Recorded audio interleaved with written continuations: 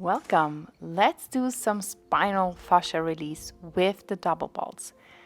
Taking about 2 feet distance from the wall, squeeze the ball between your mid-spine and the wall, and then start rolling up and down.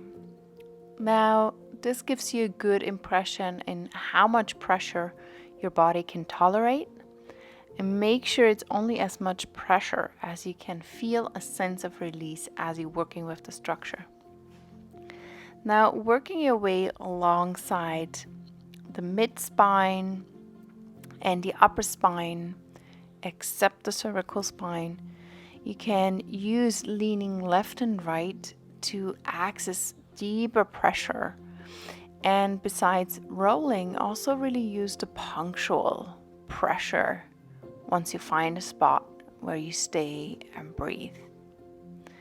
Now, when it comes to the low back, there's a little exception. So we want to make sure we actively expand the spinal muscle to the back. So you're going to do a pelvis tuck, which is activating your abdominal muscles. And then you can really get into the transition from your thoracic to your lumbar and even into your lumbar fascia. Now, symmetrically, often there's not too much to discover, or if you do, try to lean into the side that more speaks to you to get that extra access. Yeah, everything between the pelvic ridge and the ribs. Now, once you get an idea of that, let's go on your back. Placing the balls again in the mid-spine area, lift your head, support it, and then with the pelvis lifted, slowly start rolling up and down. Now, this tolerance you really want to build over time, and if it's too strong or you just notice yourself tensing up and not being able to release, cover the mat over the balls. That will take the intensity. And then rolling upper spine, mid spine dynamically. That's the first technique.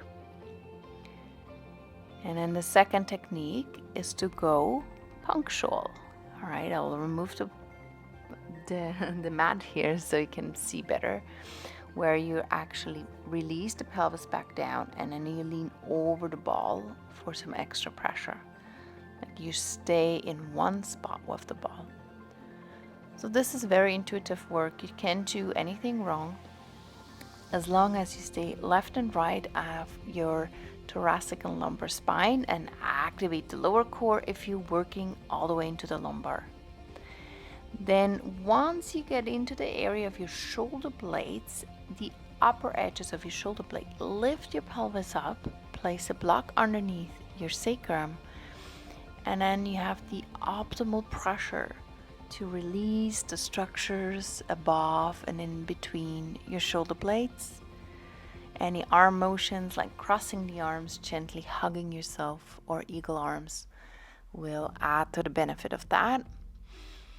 And then work into the pressure that is triggered. Stay, breathe, and make whatever tastes sour sweet. Yeah, it's only fascia release if you do find the right dosage where release is possible. So this is a great tool to have your own therapist at your side at any given time. I hope you enjoyed this video. Let's stay tuned. Bye-bye.